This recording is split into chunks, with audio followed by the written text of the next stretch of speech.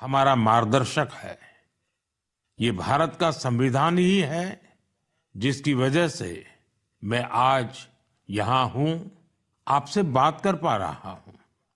इस साल 26 नवंबर को संविधान दिवस से एक साल तक चलने वाली कई एक्टिविटीज शुरू हुई हैं। देश के नागरिकों को संविधान की विरासत से जोड़ने के लिए constitution75.com नाम से एक खास वेबसाइट भी बनाई गई है। इसमें आप संविधान की प्रस्तावना पढ़कर अपना वीडियो अपलोड कर सकते हैं। अलग अलग भाषाओं में संविधान पढ़ सकते हैं। संविधान के बारे में प्रश्न भी पूछ सकते हैं। मन की बात के श्रोताओं से, स्कूल में पढ़ने वाले बच्चों से, कॉलेज में जाने वाले युवाओं से मेरा आग्रह है, इस वेबसाइट पर जरूर जाकर देखें, इसका हिस्सा बने। साथियों, अगले महीने 13 तारीख से प्रयागराज में महाकुंभ भी होने जा रहा है। इस समय वहां संगम तट पर जबरदस्त तैयारियां चल रही है। मुझे याद है, अभी कुछ दिन पहले जब मैं प्रयागराज गया था तो हेलीकॉप्टर से पूरा कुंभ क्षेत्र देखकर दिल प्रसन्न हो गया था। इतना विशाल, इतना सुंदर, इतनी भव्यता। साथियों, महाकुंभ की विशेषता केवल इसकी विशालता में ही नहीं है, कुंभ की विशेषता इसकी विविधता में भी है।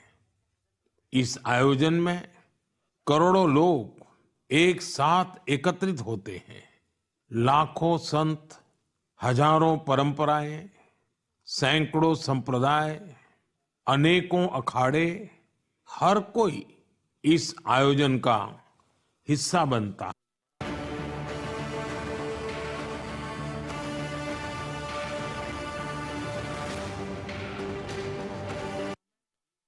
अनेकता में एकता का ऐसा दृश्य विश्व में कहीं और देखने को नहीं मिलेगा।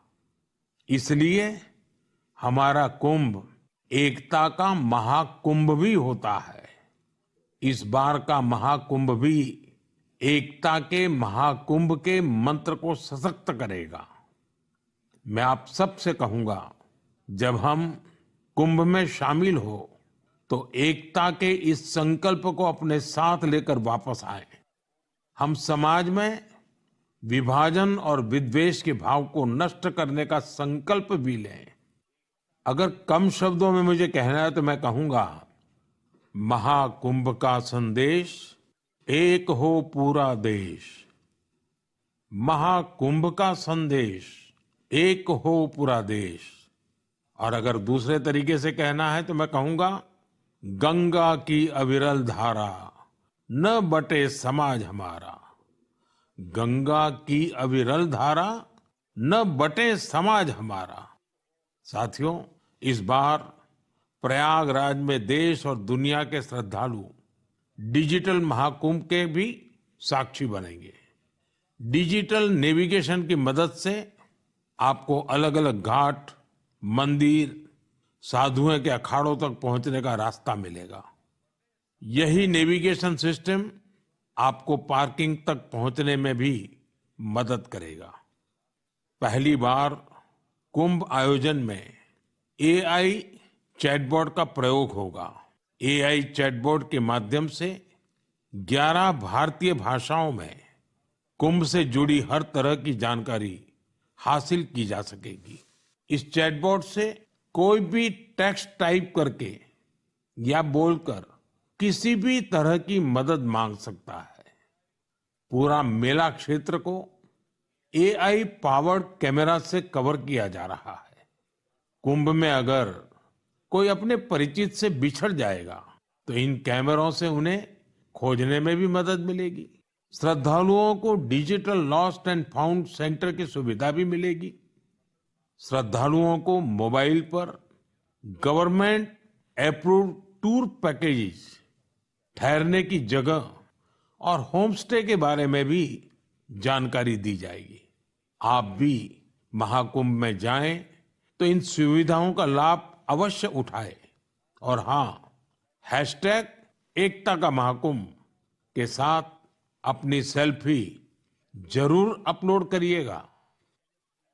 साथियों, मन की बात यानी MKB में अब बात KTB की। जो बड़े बुजुर्ग हैं, उनमें से बहुत से लोगों को KTB के बारे में पता नहीं होगा। लेकिन जरा बच्चों से पूछिए, KTB उनके बीच बहुत ही सुपरहिट है। KTB यानी क्रश, त्रुश और बाल्टी बॉय। आपको शायद पता होगा, बच्चों की पसंदीदा एनिमेशन सीरीज और उसका नाम है KTB भारत है हम। और अब इसका दूसरा सीजन भी आ गया है।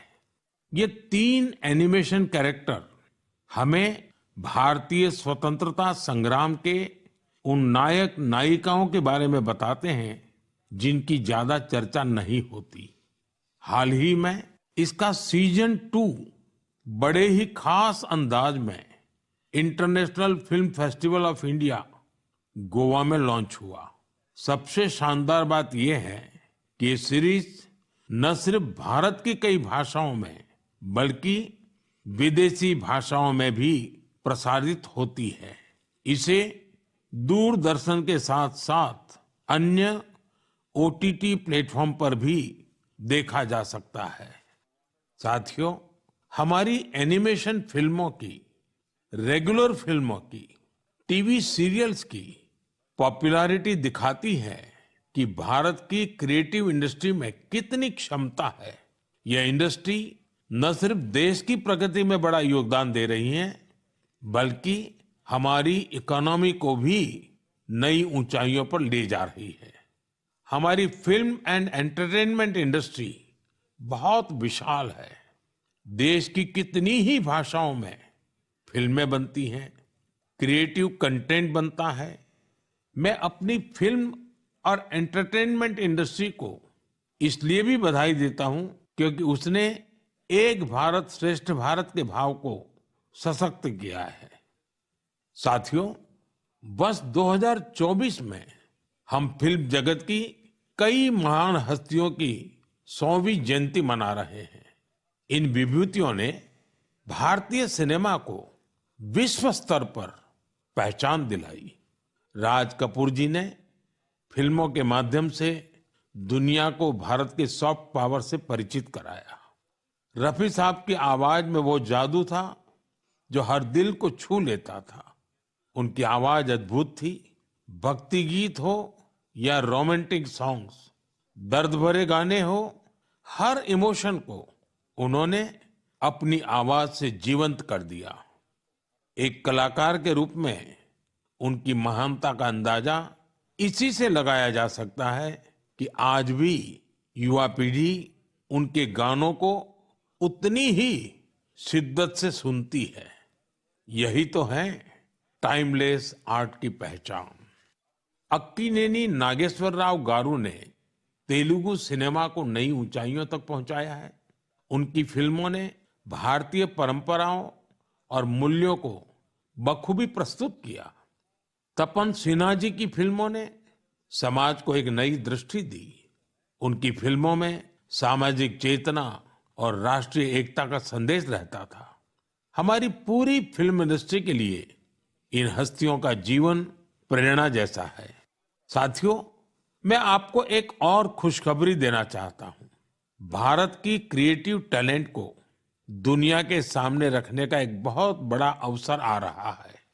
अगले साल हमारे देश में पहली बार world audio visual entertainment summit यानी वेव समिट का आयोजन होने वाला है। आप सभी ने दावोस के बारे में सुना होगा, जहां दुनिया के अर्थ जगत के महारथी जुटते हैं। उसी तरह वेव समिट में दुनिया भर के मीडिया और एंटरटेनमेंट इंडस्ट्री के दिग्गज, क्रिएटिव वर्ल्ड के लोग भारत आएंगे। यह समिट भारत को ग्लोबल कंटेंट क्रिएशन का हब बनाने की दिशा में एक महत्वपूर्ण कदम है। मुझे यह बताते हुए गर्व हो रहा है, इस समिट की तैयारी में हमारे देश के यंग क्रिएटर्स भी पूरे जोश से जुड़ रहे हैं। जब हम $5 ट्रिलियन इकोनॉमी की ओर बढ़ रहे हैं, तब हमारी क्रिएटर इकोनॉमी एक नई एनर्जी ला रही है। मैं भारत की पूरी एंटरटेनमेंट और क्रिएटिव इंडस्ट्री से आग्रह करूंगा, चाहे आप यंग क्रिएटर हो या एस्टैब्लिश्ड आर्टिस्ट, बॉलीवुड से जुड़े हो या रीजनल सिनेमा से, टीवी इंडस्ट्री के प्रोफेशनल हो या एनिमेशन के एक्सपर्ट, गेमिंग से जुड़े हो या एंटरटेनमेंट टेक्नोलॉजी के इनोवेटर, आप सभी वेव समिट का हिस्सा बने। मेरे प्यारे देशवासियों, आप सभी जानते हैं कि भारतीय संस्कृति का प्रकाश आज कैसे दुनिया के कोने कोने में फैल रहा है। आज मैं आपको 3 महाद्वीपों से ऐसे प्रयासों के बारे में बताऊंगा जो हमारी सांस्कृतिक विरासत के वैश्विक विस्तार की गवाह है। ये सभी एक दूसरे से मीलों दूर हैं, लेकिन भारत को जानने और हमारी संस्कृति से सीखने की उनकी ललक एक जैसी है। साथियों, पेंटिंग्स का संसार जितना रंगों से भरा होता है, उतना ही खूबसूरत होता है। आप में से जो लोग टीवी के माध्यम से मन की बात से जुड़े हैं, वे अभी कुछ पेंटिंग्स टीवी पर देख भी सकते हैं। इन पेंटिंग्स में हमारे देवी देवता, नृत्य की कलाएं और महान विभूतियों को देखकर आपको बहुत अच्छा लगेगा। इनमें आपको भारत में पाए जाने वाले जीव जंतुओं से लेकर और भी बहुत कुछ देखने को मिलेगा। इनमें ताजमहल की एक शानदार पेंटिंग भी शामिल है, जिसे 13 साल की एक बच्ची ने बनाया है। आपको ये जानकर हैरानी होगी कि इस दिव्यांग बच्ची ने अपने मुंह से इस पेंटिंग को तैयार किया है। सबसे दिलचस्प बात यह है कि इन पेंटिंग्स को बनाने वाले भारत के नहीं, बल्कि इजिप्ट के स्टूडेंट्स हैं, वहां के विद्यार्थी हैं। कुछ ही हफ्ते पहले इजिप्ट के करीब 23,000 स्टूडेंट्स ने एक पेंटिंग प्रतियोगिता में हिस्सा लिया था। वहां उन्हें भारत की संस्कृति और दोनों देशों के ऐतिहासिक संबंधों को बताने वाली पेंटिंग तैयार करनी थी। मैं इस प्रतियोगिता में हिस्सा लेने वाले सभी युवाओं की सराहना करता हूं। उनकी क्रिएटिविटी की जितनी भी प्रशंसा की जाए वो कम है। साथियों, दक्षिण अमेरिका का एक देश है पराग्वे। वहां रहने वाले भारतीयों की संख्या 1,000 से ज्यादा नहीं होगी। पराग्वे में एक अद्भुत प्रयास हो रहा है। वहां भारतीय दूतावास में Erika Huber free Ayurveda consultation देती है। आयुर्वेद की सलाह लेने के लिए आज उनके पास स्थानीय लोग भी बड़ी संख्या में पहुंच रहे हैं। एरिका ह्यूबर ने भले ही इंजीनियरिंग की पढ़ाई की हो, लेकिन उनका मन तो आयुर्वेद में ही बसता है। उन्होंने आयुर्वेद से जुड़े कोर्सेज किए थे और समय के साथ वे इसमें पारंगत होती चली गई। साथियों, ये हमारे लिए बहुत गर्व की बात है कि दुनिया की सबसे प्राचीन भाषा तमिल है और हर हिंदुस्तानी को इसका गर्व है। दुनिया भर के देशों में इसे सीखने वालों की संख्या लगातार बढ़ रही है। पिछले महीने के आखिर में फिजी में भारत सरकार के सहयोग से तमिल टीचिंग प्रोग्राम शुरू हुआ। बीते 80 वर्षों में यह पहला अवसर है जब फिजी में तमिल के ट्रेन टीचर्स इस भाषा को सिखा रहे हैं। मुझे ये जानकर अच्छा लगा कि आज फिजी के स्टूडेंट्स तमिल भाषा और संस्कृति को सीखने में काफी दिलचस्पी ले रहे हैं। साथियों, ये बातें, ये घटनाएं सिर्फ सफलता की कहानियां नहीं है, ये हमारी सांस्कृतिक विरासत की भी गाथाएं हैं। ये उदाहरण हमें गर्व से भर देते हैं। आर्ट से आयुर्वेद तक और लैंग्वेज से लेकर म्यूजिक तक भारत में इतना कुछ है जो दुनिया में छा रहा है। साथियों, सर्दी के इस मौसम में देश भर से खेल और फिटनेस को लेकर कई एक्टिविटीज हो रही हैं। मुझे खुशी है कि लोग फिटनेस को अपनी दिनचर्या का हिस्सा बना रहे हैं। कश्मीर में स्कीइंग से लेकर गुजरात में पतंगबाजी तक हर तरफ खेल का उत्साह देखने को मिल रहा है। संडे ऑन साइकिल और साइकिलिंग ट्यूसडे जैसे अभियानों से साइकिलिंग को बढ़ावा मिल रहा है। साथियों, अब मैं आपको एक ऐसी अनोखी बात बताना चाहता हूं जो हमारे देश में आ रहे बदलाव और युवा साथियों के जोश और जज्बे का प्रतीक है। क्या आप जानते हैं कि हमारे बस्तर में एक अनूठा ओलंपिक शुरू हुआ है? जी हाँ, पहली बार हुए बस्तर ओलंपिक से बस्तर में एक नई क्रांति जन्म ले रही है। मेरे लिए ये बहुत ही खुशी की बात है कि बस्तर ओलंपिक का सपना साकार हुआ है। आपको भी ये जानकर अच्छा लगेगा कि यह उस क्षेत्र में हो रहा है जो कभी माओवादी हिंसा का गवाह रहा है। बस्तर ओलंपिक का शुभंकर है वन भैंसा और पहाड़ी मैना। इसमें बस्तर की समृद्ध संस्कृति की झलक दिखती है। इस बस्तर खेल महाकुंभ का मूल मंत्र है करसायता बस्तर, बरसायता बस्तर, यानी खेलेगा बस्तर, जीतेगा बस्तर। पहली ही बार में बस्तर ओलंपिक में 7 जिलों के 1,65,000 खिलाड़ियों ने भाग लिया है। यह सिर्फ एक आंकड़ा नहीं है, यह हमारे युवाओं के संकल्प की गौरव गाथा है। एथलेटिक्स, तीरंदाजी, badminton, football, hockey, weightlifting, karate, kabaddi, kho kho और वॉलीबॉल, हर खेल में हमारे युवाओं ने अपनी प्रतिभा का परचम लहराया है। कारी कश्यप जी की कहानी मुझे बहुत प्रेरित करती है। एक छोटे से गांव से आने वाली कारी जी ने तीरंदाजी में रजत पदक जीता है। वे कहती है, बस्तर ओलंपिक ने हमें सिर्फ खेल का मैदान ही नहीं, जीवन में आगे बढ़ने का अवसर दिया है। सुकमा की पायल कवासी जी की बात भी कम प्रेरणादायक नहीं है। जेवलिन थ्रो में स्वर्ण पदक जीतने वाली पायल जी कहती हैं, अनुशासन और कड़ी मेहनत से कोई भी लक्ष्य असंभव नहीं है। सुकमा के दोरनापाल के पुनेम सन्ना जी की कहानी तो नए भारत की प्रेरक कथा है। एक समय नक्सली प्रभाव में आए पुनेम जी आज व्हील चेयर पर दौड़कर मेडल जीत रहे हैं। उनका साहस और हौसला हर किसी के लिए प्रेरणा है। कोंडा गांव के तीरंदाज रंजू सौरी जी को बस्तर यूथ आइकॉन चुना गया है।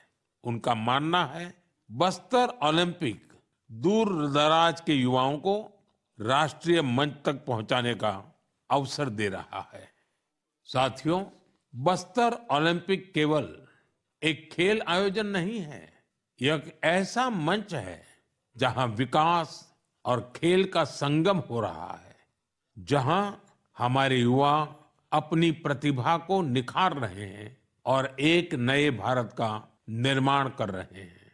मैं आप सभी से आग्रह करता हूं, अपने क्षेत्र में ऐसे खेल आयोजनों को प्रोत्साहित करें।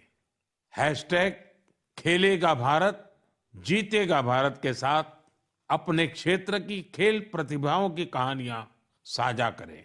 स्थानीय खेल प्रतिभाओं को आगे बढ़ने का अवसर दें।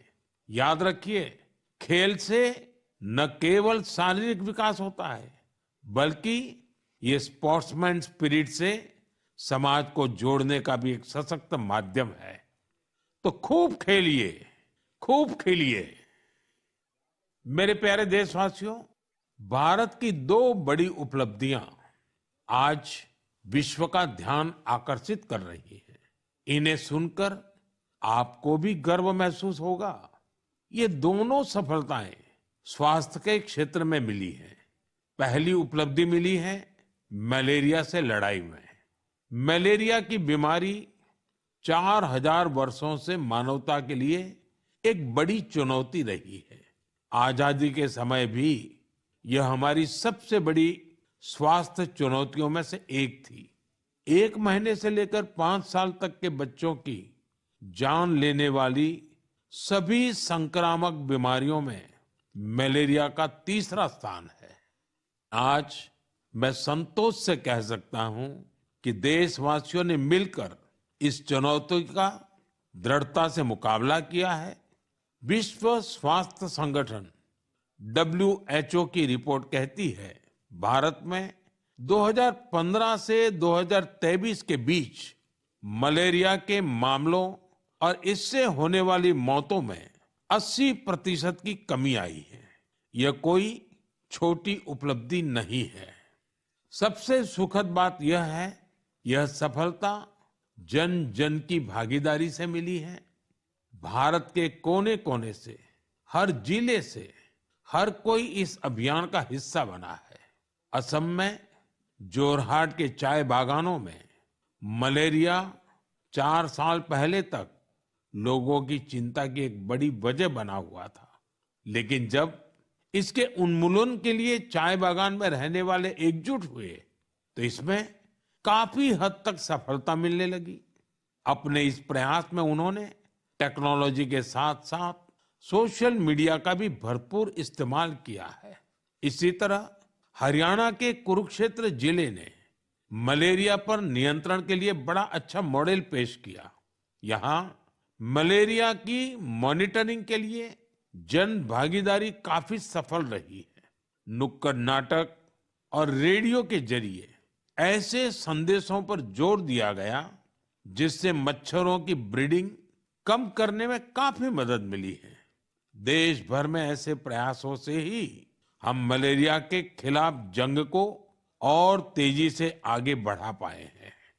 साथियों, अपनी जागरूकता और संकल्प शक्ति से हम क्या कुछ हासिल कर सकते हैं, इसका दूसरा उदाहरण है कैंसर से लड़ाई।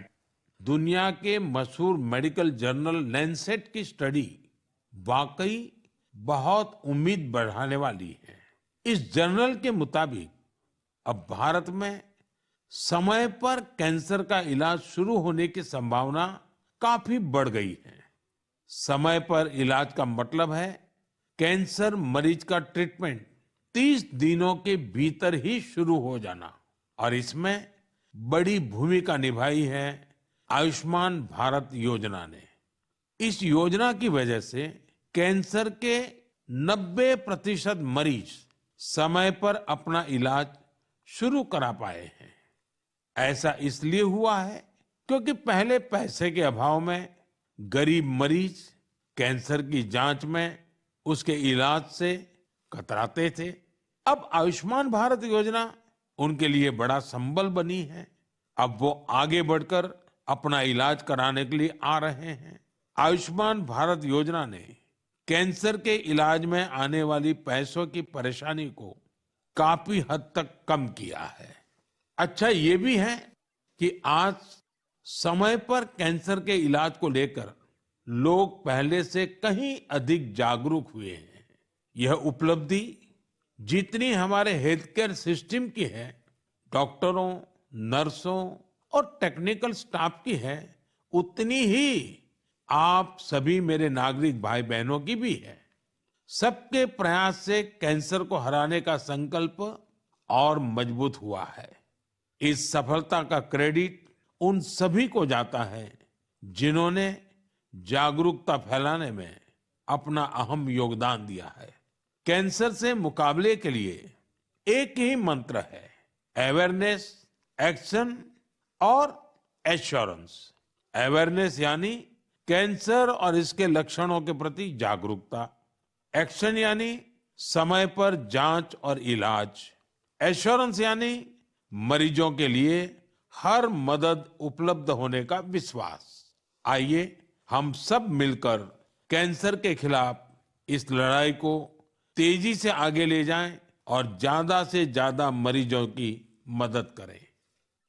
मेरे प्यारे देशवासियों, आज मैं आपको उड़ीसा के कालाहांडी के एक ऐसे प्रयास की बात बताना चाहता हूं जो कम पानी और कम संसाधनों के बावजूद सफलता की नई गाथा लिख रहा है। यह है कालाहांडी की सब्जी क्रांति। जहां कभी किसान पलायन करने को मजबूर थे, वहीं आज कालाहांडी का गोला मुंडा ब्लॉक एक वेजिटेबल हब बन गया है। यह परिवर्तन कैसे आया? इसकी शुरुआत सिर्फ 10 किसानों के एक छोटे से समूह से हुई। इस समूह ने मिलकर एक एफपीओ किसान उत्पाद संघ की स्थापना की, खेती में आधुनिक तकनीक का इस्तेमाल शुरू किया और आज उनका ये एफपीओ करोड़ों का कारोबार कर रहा है। आज 200 से अधिक किसान इस एफपीओ से जुड़े हैं।